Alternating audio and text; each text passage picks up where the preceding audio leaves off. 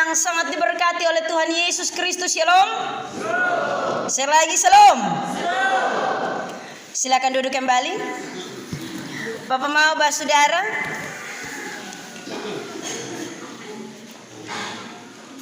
Mengawali perenungan pagi hari ini, beta mau tanya, Bapak John pernah bersungut-sungut? Pernah mengomel? Pernah tersinggung? Pernah marah? Bapak Yosti, apalagi kalau kotong pembini cerewet di mulut, kotong baru satu kata dia 5.000 kata.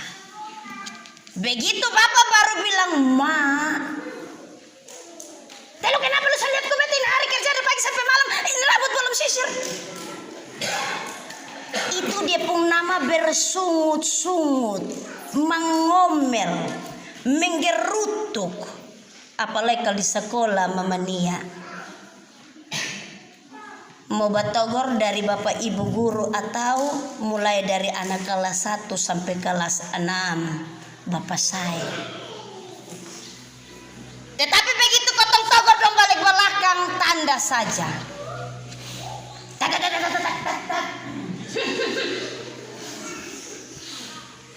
Di rumah juga demikian, nando kasih.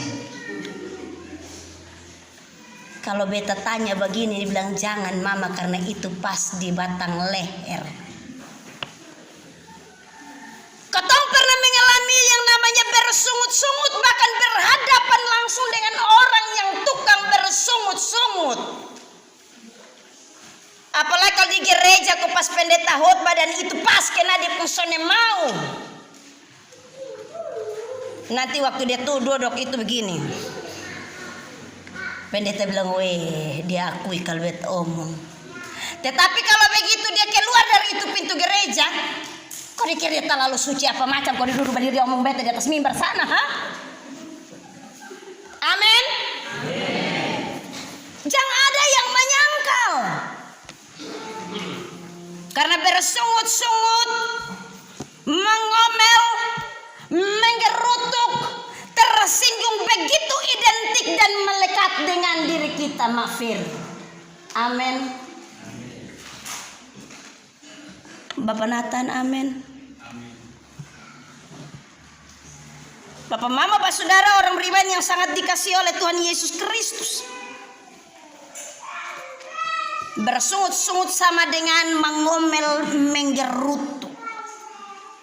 Itu kamus besar bahasa Indonesia. Yang mengomel itu bahasa Kupang. Jadi di pikiran ajan pelan itu hanya ada di mama misa. Dan ada di nona. Kalau di bapak-bapak kurang. Bapak-bapak itu yang penting. Mama tahu, bapak pun mau. Amin. Selesai. Tetapi kalau kena di nona-nona dan mama-mama lu tes sudah. Ini hari bapak ambil keputusan beta cari angin segar di luar tahane. Daripada aku beta hidup dengan ini nenek sihir. Kemudian beta darah tinggi kok 1-2 hari beta jalan susah. Tanya kenapa? Kok mam tuh pemulut terbaik dalam rumah. Bapak Mama, Pak Saudara, orang beriman yang sangat diberkati Tuhan. Bersungut-sungut, demikian kata yang dipakai dalam Alkitab untuk menggambarkan sifat manusia yang begitu mudahnya merasa kesal ketika diperhadapkan dengan kenyataan yang tidak sesuai dengan apa yang dia inginkan, yang bertolak belakang atau yang berkontroversi dengan dirinya. Itu dia hidup son tenang, duduk berdiri, itu dia pemulut terbaik. Biasa mama bilang mulut ki panta ayam. Komat kami son jelas. Amin ya mama. Ini hari mama pun perikop. Kita akan bersungut-sungut kalau tidak sesuai dengan kenyataan apa yang kita inginkan. Baru sedikit saja pasti kita sudah mengeluh, kita mengomel. Sonde berhenti. sedikit-sedikit komplain. Itu ada di mama ke suara kecil karena takut sebentar keluar pintu gereja Pak bilang lu juga ikut ke rumah apalagi kalau tidak pas dan tidak cocok dengan apa yang kita mau. Bapak Mama saudara, ini sudah menjadi sifat manusia dikala mengalami ketidakpuasan dalam dirinya atau keadaan yang tadi saya bilang penuh dengan kontroversi atau bertolak belakang dengan apa yang dia mau. Orang sudah mau untuk ditegur, orang sudah mau untuk kemudian didapat masalah, orang sudah mau untuk dia ada dalam pencobaan dan ujian iman, diperhadapkan dengan berbagai-bagai hal yang tentunya mendatangkan masalah besar bagi dirinya. Itu dia termau. Tetapi ada orang bijak bilang begini, Bapak saudara orang beriman, iman tidak selalu berarti bahwa Tuhan mengubah situasimu. Terkadang itu berarti dia harus mengubah dirimu. Pengalaman Musa dan juga bangsa Israel, Bapak saudara orang beriman, ketika mereka berangkat dari padang gurun Sin, kata firman Tuhan, berjalan dari tempat persinggahan ke tempat persinggahan yang lain. Dan sesuai dengan titah Tuhan berkemahlah mereka di Rafidim. Tetapi kata firman Tuhan Bapak saudara bahwa di sana tidak ada air untuk diminum. Maka mulailah bangsa itu bertengkar. Kemudian yang berikut lagi Bapak saudara bersungut-sungut dengan Musa. Bertengkar dan bersungut-sungut dengan Musa. Bangsa itu diperhadapkan dengan suatu situasi atau keadaan yang tidak bisa dibayangkan. Karena ironisnya Bapak saudara bahwa mereka dibawa ke tempat yang tidak ada air. Kotong di Mio ini kalau pas musim kemarau, jangankan omong musim kemarau, baru 1 minggu ini air suka kering toh. Yang lain yang mandi di kali dong, sekarang mau mandi di mana? Kali mulai kering. Yang ada sumur dong mulai bajaga lu berhenti mau ngomel sang lu. Kalau yang takut nanti air kering dia akan mengomel, tapi yang kalau dia son takut dia mengomel sang lu setengah mati.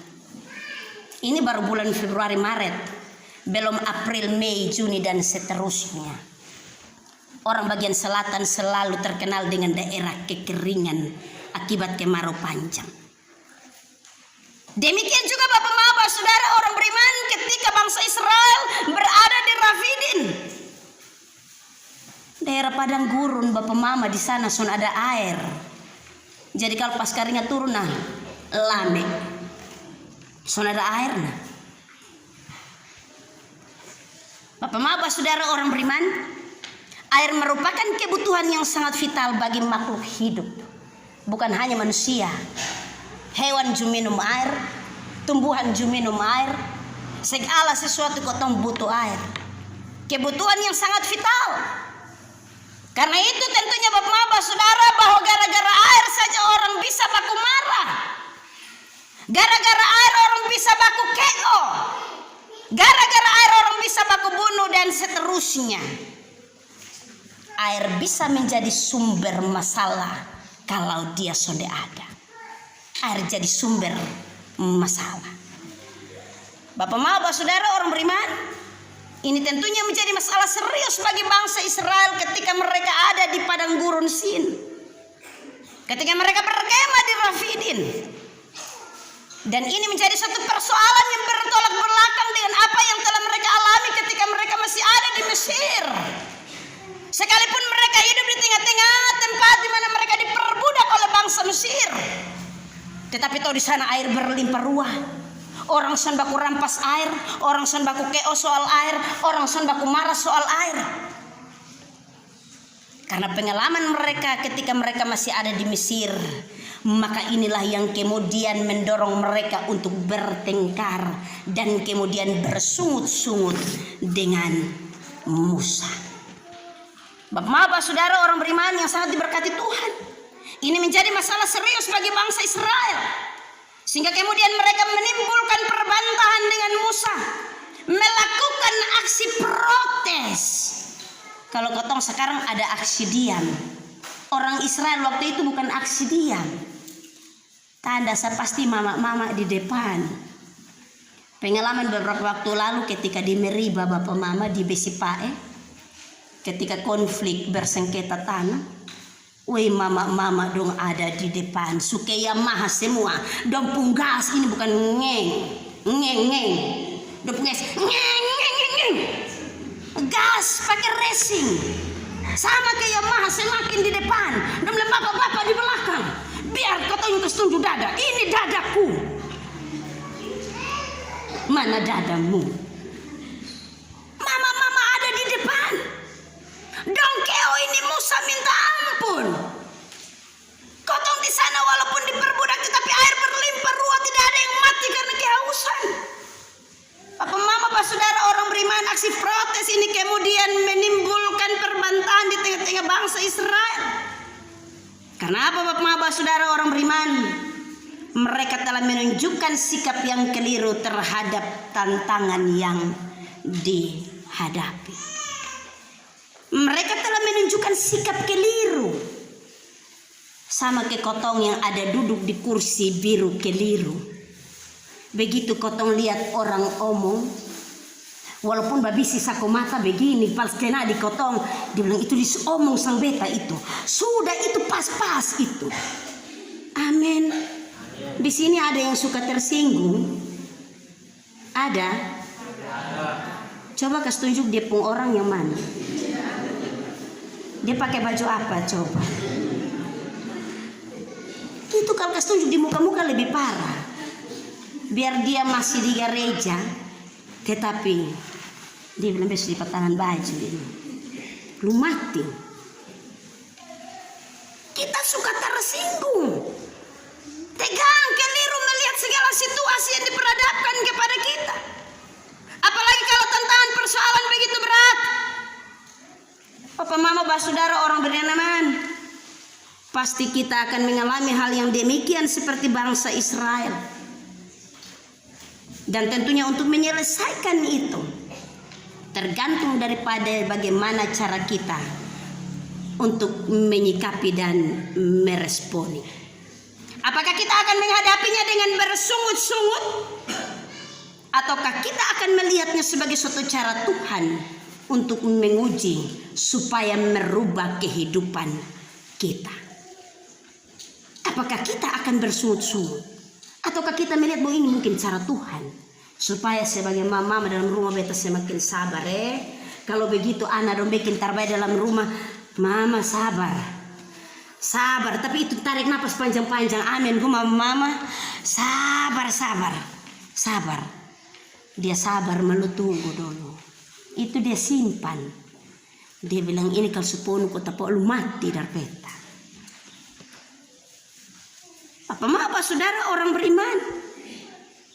Apakah kita akan bersungut-sungut atau kita akan melihat bahwa alam menguji kita untuk kemudian kita berubah dalam kehidupan kita dan juga cara pandang kita tentang Tuhan? Karena itu bapak saudara orang beriman, ada dua cara orang menghadapi masalah supaya jangan bersungut-sungut, jangan mengomel, jangan bakeo, jangan bamarah, jangan tersinggung. Cara yang pertama yaitu sikap yang salah dalam menghadapi masalah. Sikap yang salah ini berawal dari cara pandang kita. Kalau kita melihat dengan negatif, maka semua yang muncul negatif. Kalau yang ada dalam pikiran kita hal yang buruk, maka yang muncul adalah semua yang buruk. Kalau kau berlihat Stanley tanya muka saja suka begini, ya itu memang yang muncul adalah pikiran buruk. Karena kita melihat dengan cara dan sudut pandang yang salah. Demikian juga yang terjadi kepada bangsa Israel ketika itu bapak saudara orang beriman. Mereka melihat dengan cara dan sudut pandang yang salah tentang apa yang sementara Tuhan buat ketika mereka ada di Rafidim. Sikap yang salah ini kemudian memunculkan yang pertama, mereka bertengkar. Mereka apa? Bertengkar. Hidup dalam pertengkaran. Mereka saling menyalahkan seorang dengan yang lain. Dan tentunya Bapak-Bapak Saudara orang beriman, ini terjadi kepada bangsa Israel. Pada bagian ayat yang kedua dari firman Tuhan ini. Jadi mulailah mereka itu bertengkar dengan Musa, kata mereka, berikanlah air kepada kami supaya kami dapat minum. Tetapi Musa berkata kepada mereka, mengapakah kamu bertengkar dengan aku? Orang kalau lihat persoalan dan masalah, melihat sesuatu dalam hidup dengan cara pandang yang salah, maka dia pun hidup hari-hari bertengkar. Amin. Kalau bapak-bapak itu hanya berpikir soal makanan di warung dan lupa berpikir tentang mama-mama pemasakan di rumah, maka dia akan bertengkar walaupun mama sudah sajikan yang paling enak di atas meja. Dia taruh lebih baik beta makan mbak pemasakan lebih enak. Akhirnya itu menjadi mbak langganan. Makan abis itu mbak kalau masak nemin. Setiap hari dia bukan puji dia pun istri. Dia bertengkar dengan dia pun istri omong soal masakan yang sonde enak. Lupa masak bumbu kampungan. Lebih baik itu mbak. Beta makan bayar, tetapi begitu keluar terima kasih mbak. Nanti beta kembali lah ya. Kau sulangganan lah. Iya. Hidup bertengkar. Karena kita memiliki cara pandang dan juga kita melihatnya dengan cara yang salah.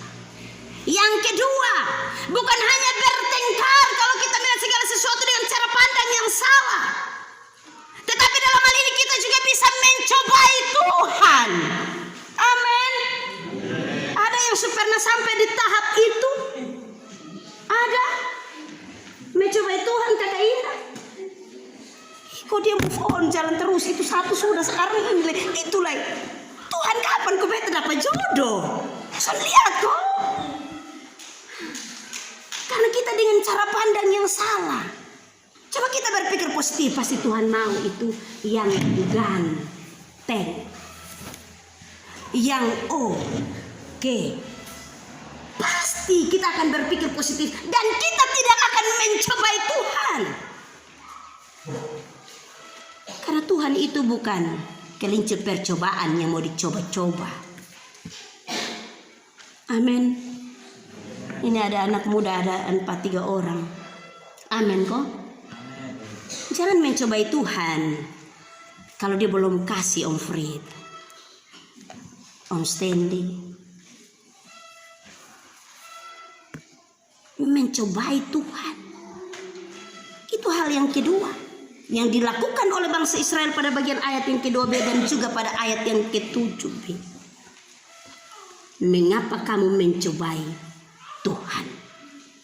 Ayat yang ke-7 dia bilang, oleh karena mereka telah mencobai Tuhan dengan mengatakan, adakah Tuhan di tengah-tengah kita atau tidak? Kita juga sampai kepada hal yang demikian. Kenapa harus beta Tuhan? Kenapa bukan dia? Tuhan sudah adil, Tuhan pilih muka, Tuhan pilih kasih, Tuhan pilih bulu. Yang rambut keriting dan rambut air ada perbedaan apa? Hidung pesek dengan hidung mancung ada beda apa? Kita mencobai Tuhan. Sampai bikin nacar beta berdoa 3 hari saya. Kalau son terjadi besok pergi gereja lah. Amin. Ada yang bikin begitu? Puji Tuhan. Yang ketiga, Bapak-Bapak Saudara, bukan hanya bertengkar, bukan hanya mencobai Tuhan, tetapi dalam hal ini ketika kita memiliki cara pandang yang salah, maka kita bersungut-sungut dengan Tuhan. Bangsa Israel melakukan hal ini terhadap Tuhan, bukan bersungut-sungut dengan Musa, tetapi mereka bersungut-sungut kepada Tuhan, mengomel dengan Tuhan. Nanti kalau di gereja kotong ada pelayanan ini itu, kalau tiap hari kok hanya dia sah doa di mimbar itu biasanya di Immanuel Mio itu hanya orang itu sah doa untuk jemaat. Kita akan bertengkar di konsistori, Bapak majelis. Hotel berdoa hanya itu, sasaran orang lain. Kira potong sah. Wah, manusia ini orang terlalu banyak. Bersumut-sumut dalam pelayanan. Beta pekerja terlalu banyak mengurus lahan kering, lahan basah, lahan lembab dan seterusnya. Mau pelayanan lain. Waktu sudah ada. Bersungut-sungut. Kita akan diperhadapkan yang demikian nanti Bapak Joni, Bapak Arnold, Bapak Edward. Jadi panitia penjaringan, pencalonan, pemilihan majelis ini nanti Bapak Mama pun waktu nanti kurang di rumah, banyak di luar. Tapi banyak di luar karena nanti kita pun kegiatan ini. Jadi yang mama-mama yang suserahkan suami dong, nah nanti jangan berpikir yang salah.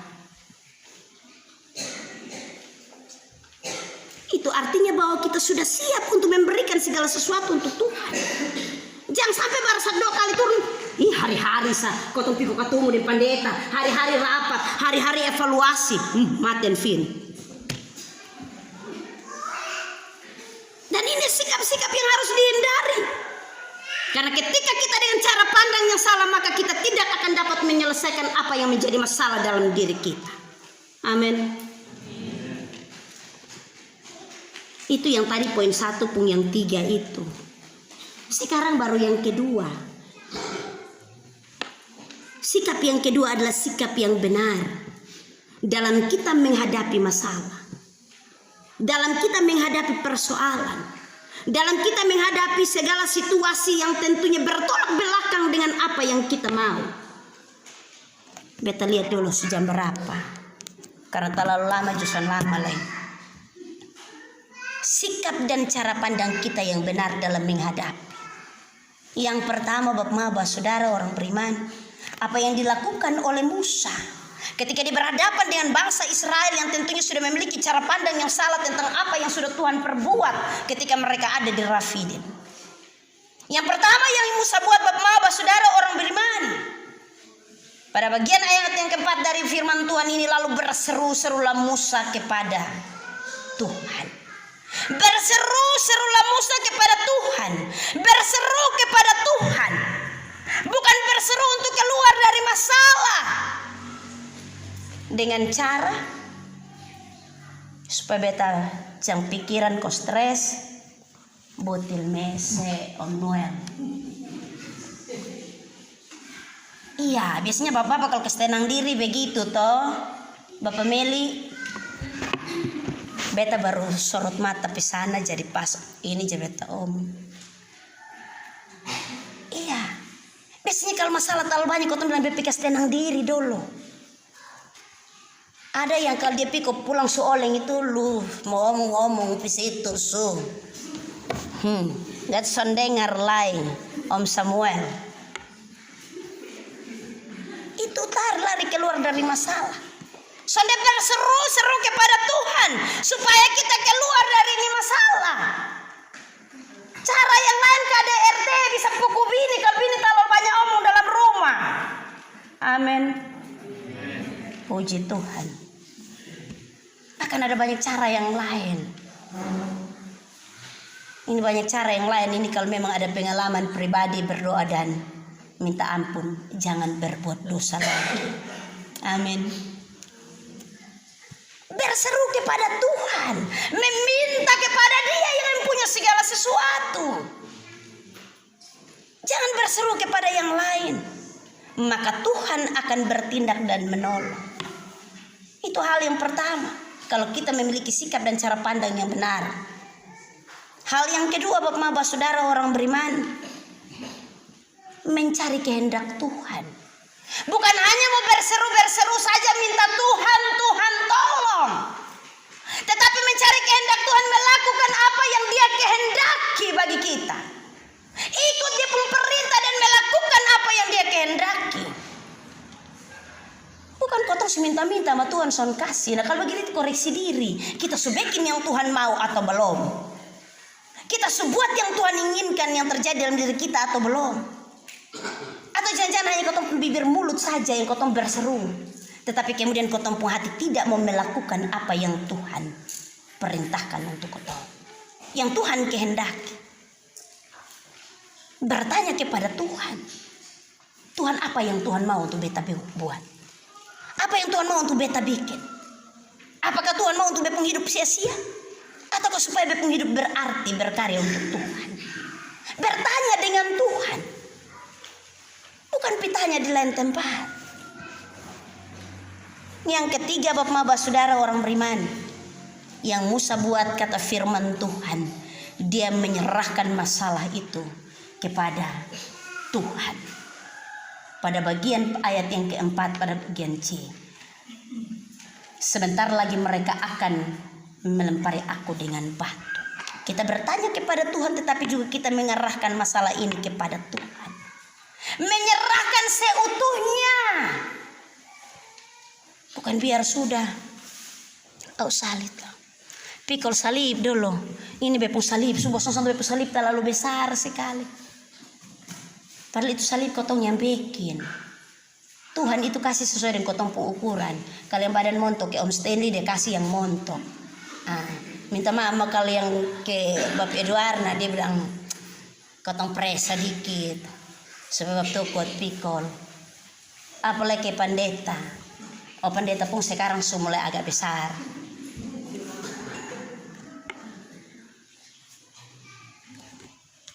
Mengerahkan masalah kita kepada Tuhan, maka Dia akan bertindak bagi kita.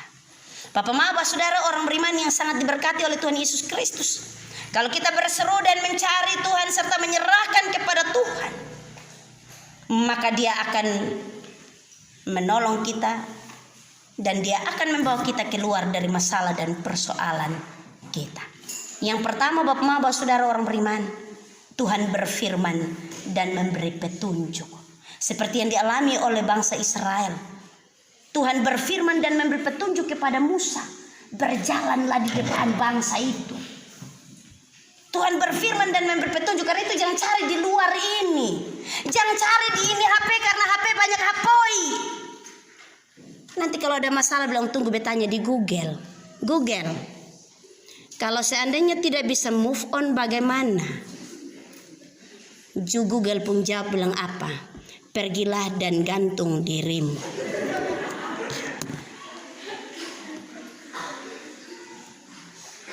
Minta petunjuk Tuhan. Petunjuk itu ada dalam kebenaran firman Tuhan yang akan menuntun kita. Dia akan menjadi pelita bagi kaki kita dan terang bagi jalan-jalan hidup kita. Yang kedua, ketika kita menuntut petunjuk Tuhan, Dia akan bertindak dan menolong kita. Bapak saudara orang beriman yang sangat dikasihi oleh Tuhan Yesus Kristus, kita ada dalam perenungan minggu-minggu sengsara Tuhan Yesus Kristus.